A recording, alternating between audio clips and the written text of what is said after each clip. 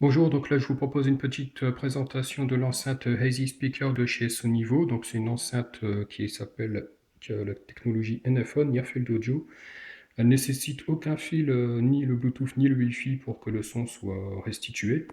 Donc c'est pas de la magie, je vais vous expliquer comment ça fonctionne. La boîte en elle-même, elle vous explique tout simplement qu'il faut mettre l'enceinte sur On, démarrer votre lecteur multimédia, puis poser votre téléphone. Donc tous les téléphones ne sont bien sûr pas compatibles. Après la face arrière, on a l'explication en anglais. Les explications en français sont à désirer, on va dire. La traduction n'est pas super bien faite, mais ça reste compréhensible.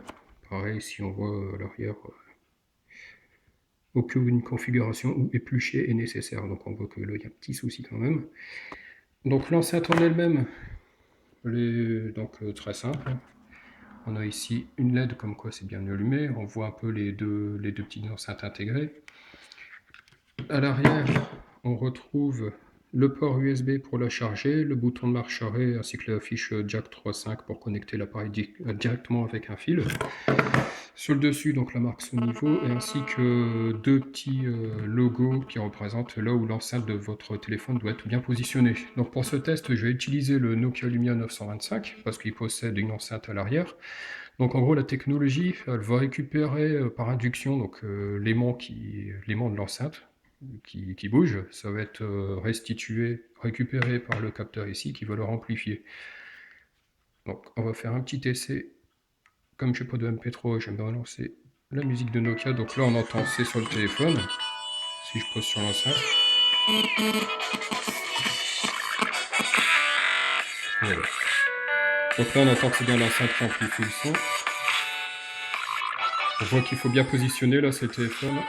Là, c'est l'enceinte. Donc ça doit être bien positionné dessus.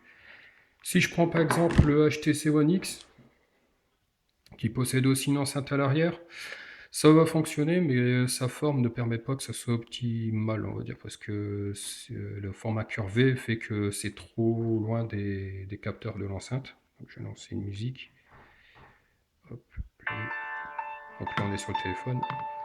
Là on entend surtout le son du téléphone. Par contre si j'incline, là on sent que c'est l'enceinte qui amplifie.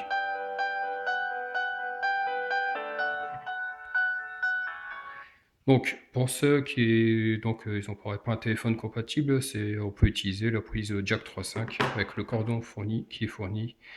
Pardon, c'est pas le cordon. Voilà, le cordon jack 3.5 mal.